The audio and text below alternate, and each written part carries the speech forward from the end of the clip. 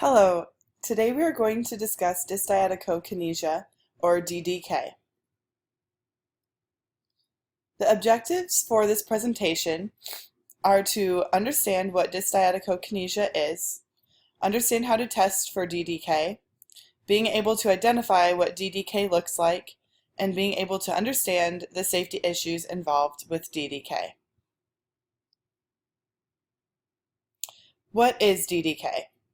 DDK is an impaired ability to perform rapid alternating movements, such as bilateral forearm pronation and supination, or bilateral hand grasp release. The patient's rapid alternating movements are irregular, and the bilateral movements cease to be simultaneous. Often, one extremity will lag behind the other. This is a sign of cerebellar damage. For example, a traumatic brain injury or a cerebrovascular accident, and more. It is important to note another term called adiadochokinesia, which is similar to DDK, but it is more severe. When dysdiadochokinesia means the impairment of rapid hand movements, adiadochokinesia is the complete inability to perform rapid hand movements. Simply put, adiadochokinesia means a person will not be able to do rapid hand movements at all. DDK just means the patient has impairment. Here's an example of a woman performing pronation and supination with her wrists clasped together, and then she'll go on to pat her legs and do pronation supination that way. You will see that one extremity is slower and one is more jerky than the other.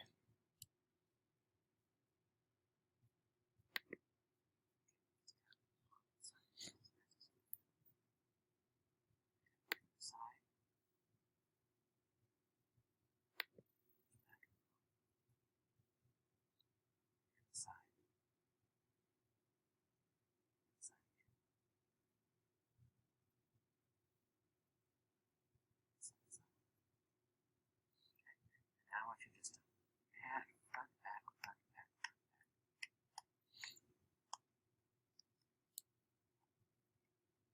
side.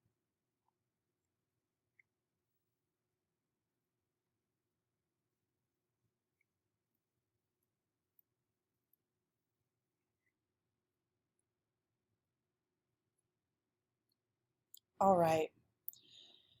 So now I'm going to show you different ways how to test for dysdiadochokinesia. There are a few different ones, and they'll be explained in the videos.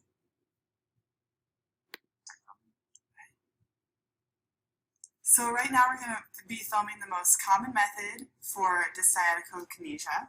And the first method, I'm just going to have her do bilateral hand movement, pronation, supination, and we're going to see if she's synchronized. And then the second one, we're going to test her unaffected side first, and I'm going to count for 10 seconds how many pronation, supination cycles she can do with one hand. And one cycle is just a pronation and supination, and that's one cycle. And I'll be counting that for her unaffected side first, and then I'll be doing her affected side next, and she should be doing that a little slower.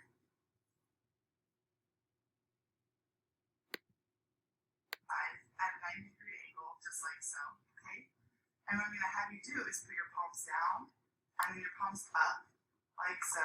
And I'm going to have you do that with both hands, and I want you to repeat as fast as you can. Okay?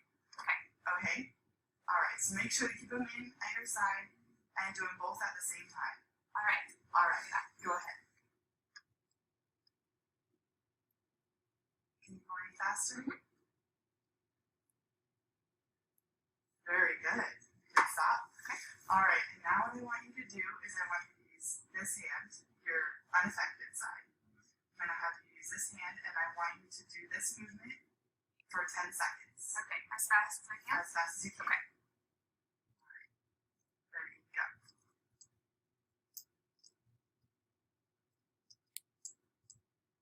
All right, stop. Very good. You got 12 on the hand. Okay. All right, now do this hand.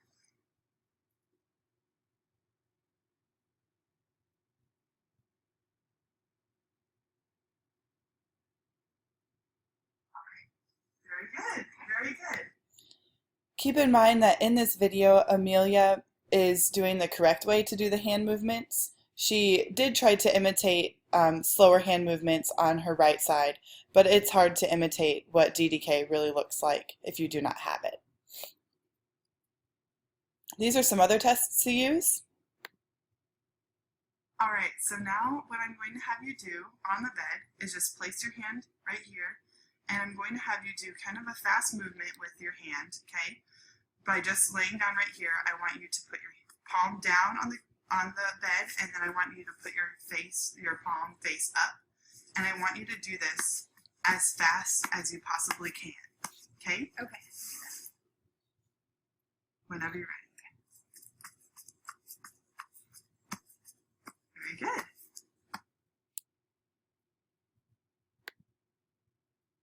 All right, so just put your left hand up here, and what I want you to do is just tap your hand really quickly on the pillow as fast as you can.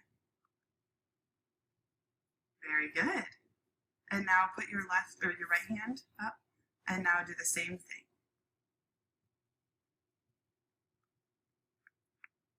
Very good.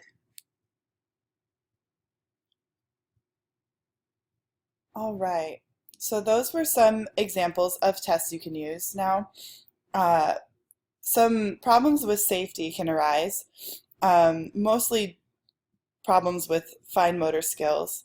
There could be many problems that arise due to the inability to pronate and supinate their hand quickly, such as screwing in a light bulb, opening a jar, or unlocking a door with a key.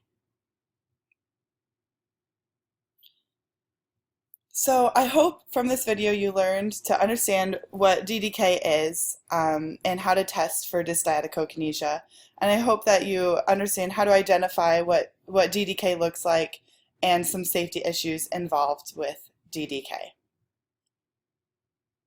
There are my references.